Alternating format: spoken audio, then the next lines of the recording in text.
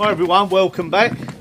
Before we kick off in today's video, I need to get this unloaded whilst I've got the weather on my side. Kind of size pieces that you put on before you put your logs on to get your fire going. It's nice and dry. I'm going to keep it that way. It's going in the barn, in some bags. And then when we're ready to go, it's there ready to be used. Yes, I think with any small holding, preparation is the key. With winter just round the corner, it's time I started thinking about the firewood. This is beech. It's the offcuts of a factory that makes lots of outdoor stuff and indoor stuff. It's untreated, which is equally as important. Just a natural product. We use oak as well, so beech and oak together, you get a pretty decent output of heat from your fire.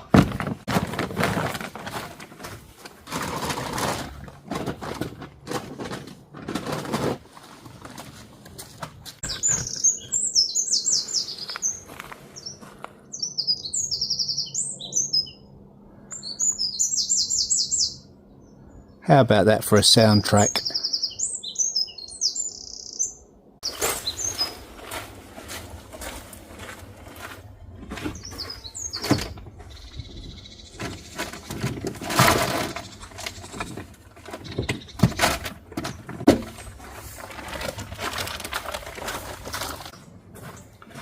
Now, I always enjoy going to pick up this load because I never know what I'm going to get. Depends what they're making in the factory. Sometimes I end up with loads of legs like that. A few defects, but if I cut them down a little bit shorter, then they're perfect. It's just that in the factory, that comes up and that obviously needs something that size, so it's rejected. Now, all the trees around here are all used in the production of their furniture. So it is pretty much a closed loop. They get made into stuff and what's left over heats our home. So yeah, it really is nice to keep everything local. Yeah.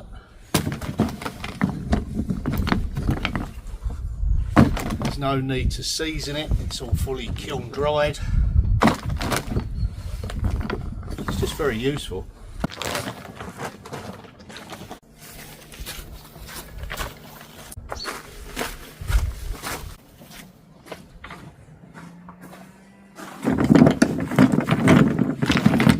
Now, lots of you view from the other side of the world in some really cold countries. So if you've got any helpful advice, hints, tips on staying warm for not a lot of money regarding wood, storage of it, burning of it, what you prefer to burn, you know, what species do you find gives out the most heat?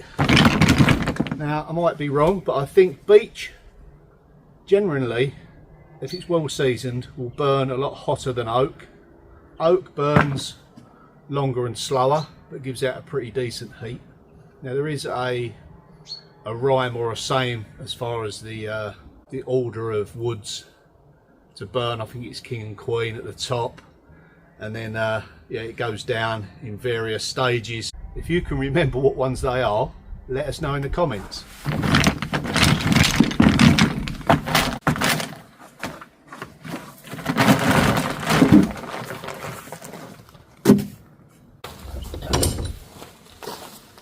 Well, it's nice to get that unloaded.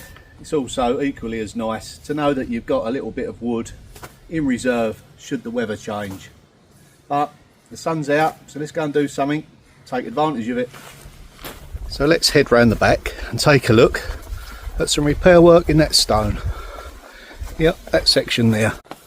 Now, before I can get this pointed up, I've got to do a bit more digging out of the old mortar, a bit more infill with some smaller rocks to make sure it's structurally sound before I point it up. Let's get a mix going.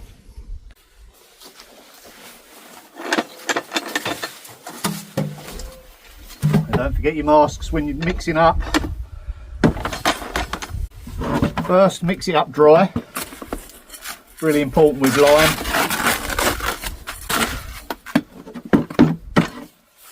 And slowly add the water.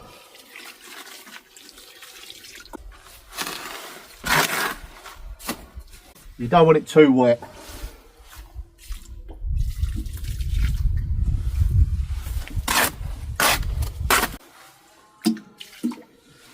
So once you've kind of got the consistency of thick cream, depends what you're doing.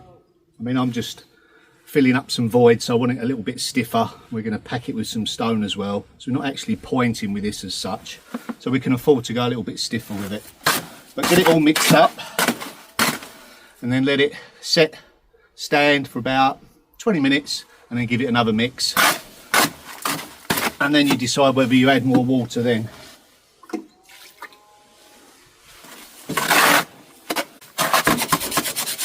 If I was doing a larger batch, I'd use the paddle mixer, or if there was a few of us, it would be the cement mixer.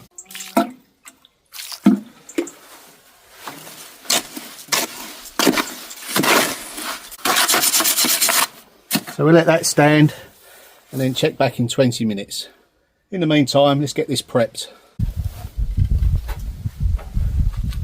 Now we've got to work on this area here. Remove and keep that. Remove this defective render pointing.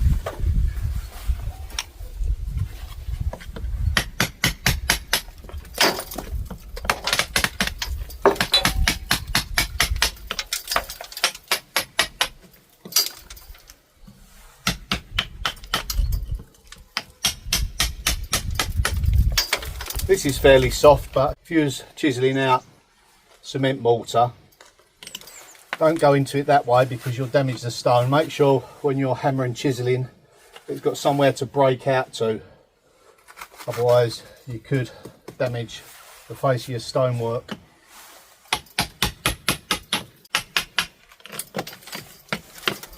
It still needs a bit more cleaning up from the roots, so we're just going to deal with these deep voids and slowly work our way around, because this stone here is loose. I don't want to lose any section of the wall. We'll fill the deep voids up and we'll point afterwards.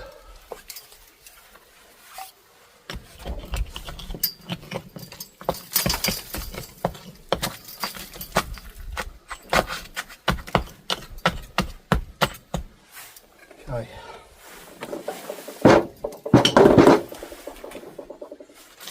I'm going to wet that down a bit. It's quite dry in there, which is encouraging.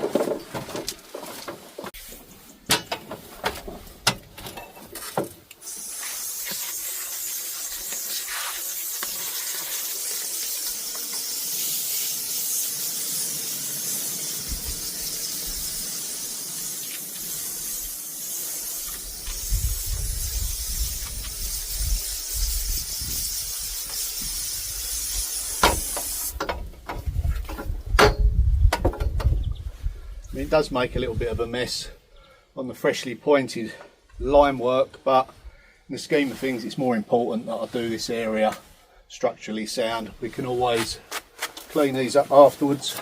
Let's check on our mix.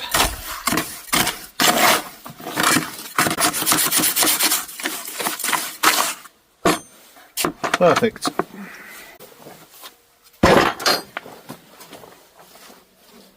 We've got ourselves some stones to fill the voids up. Let's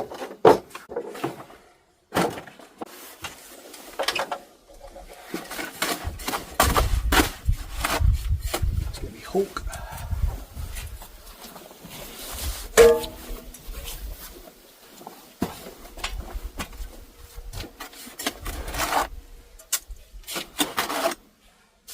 First we pack the hole out.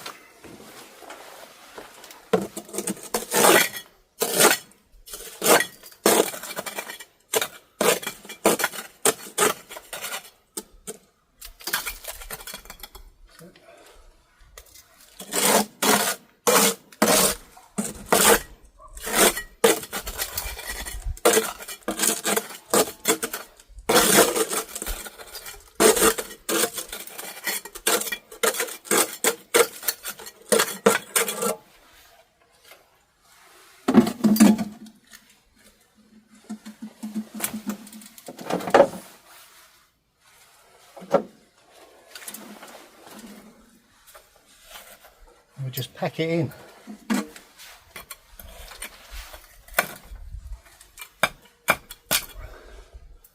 Big void there.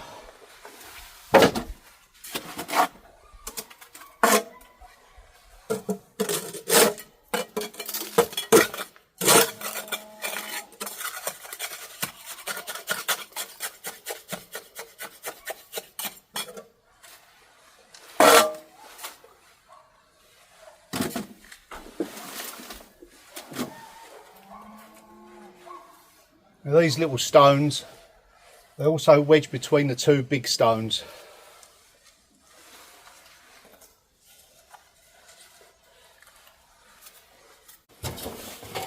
We've got a large amount of lime in there already, several stones, and then I just bang these in so they lock in nice and tight. Put some more mortar in.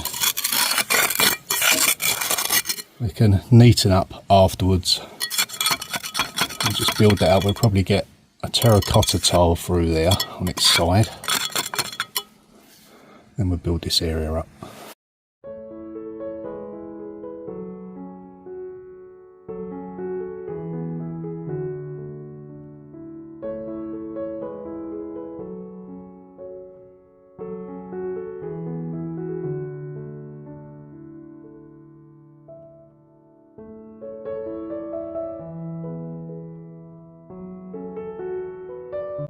So already we can see we're building up the layers, packing it out with stone and terracotta, wedge those loose stones in, and then we'll give it a final point up at the end. But for now it's just securing these very, very loose stones.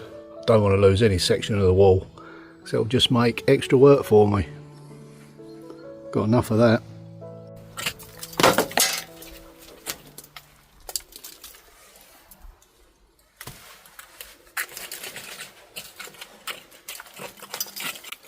Now if I was to knock this about too much, I could literally pull that stone out. We don't want that.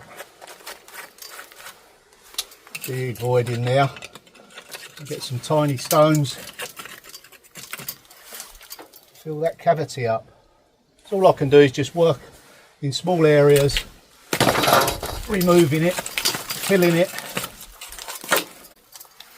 trying to keep the stones where they are.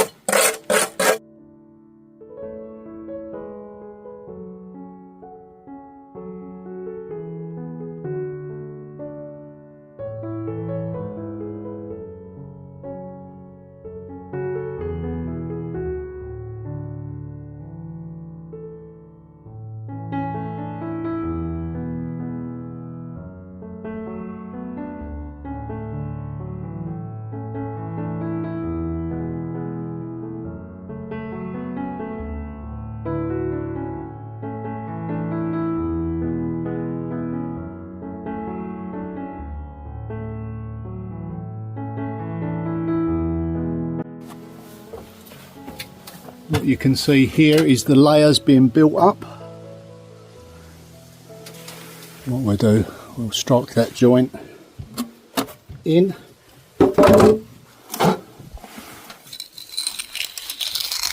Just working it deep into the joint.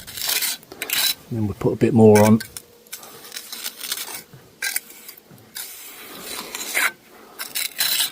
We'll just let it start going off a little bit more, and that way it won't move about so much.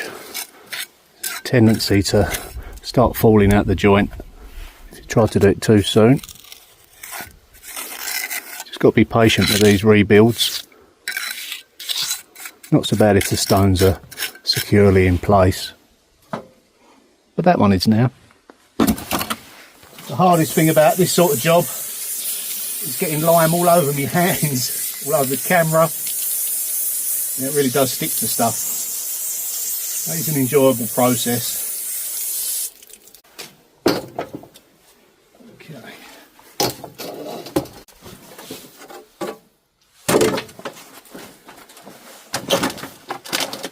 Next I'm looking at filling this void up here.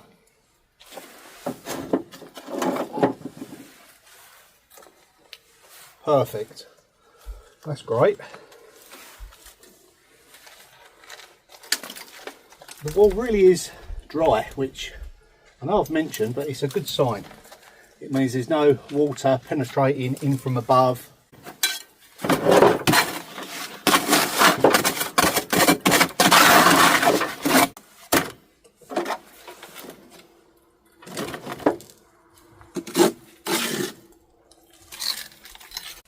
So we'll give that chance to stiffen up a little bit. We'll strike it again into the joint, clean it up, and then that'll be that small section nice and secure. Now it's had adequate time just to firm up a little. I'll just simply push it into the joint a little bit more.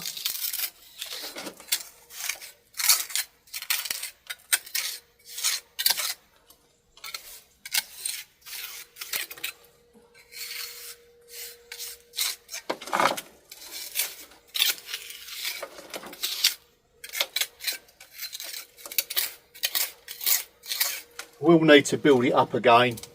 It's more important at this stage that I'll get it forced into the joint, and then once we come to do the whole lot, we'll go over it all in one go.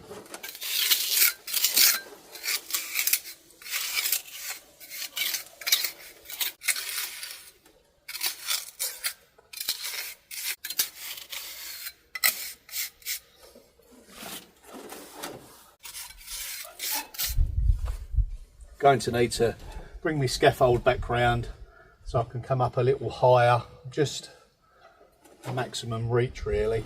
Lots of fibres still in the joints need to come out. Needs to come out as well.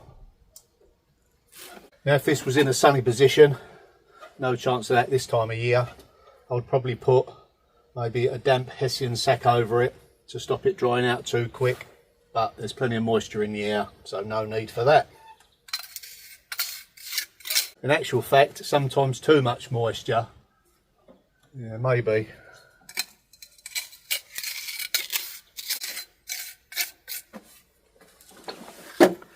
Now it's tightly struck into that joint. It's a paintbrush and a gentle wipe over. And then if you look here, you'll just see some little hairline cracks. What you want to do is force it in there with your brush.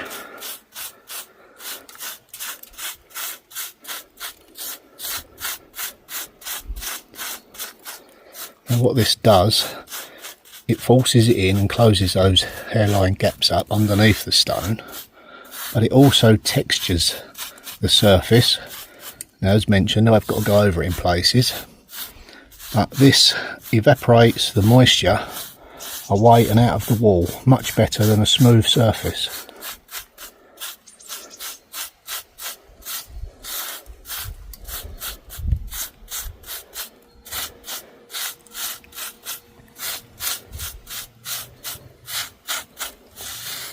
There we go.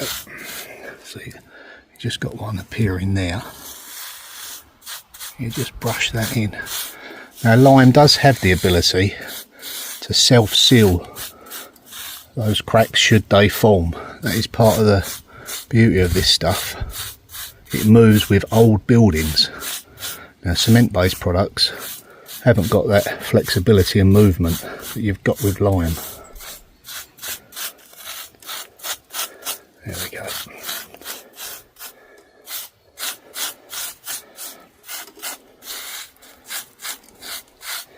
Just a quick repair job on that. We'll come back and clear up the face once it's dried. Just brush it back once we're finished. It's as simple as that.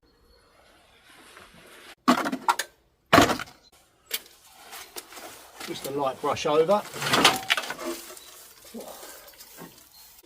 What I shall do is just chip away at it, weather permitting, come round here, do a section at a time. If I've got a long run that I can just steam into without too much preparation, I'll do it in one video. But other than that, I think I'm going to just intersperse these repairs and pointing jobs amongst other things.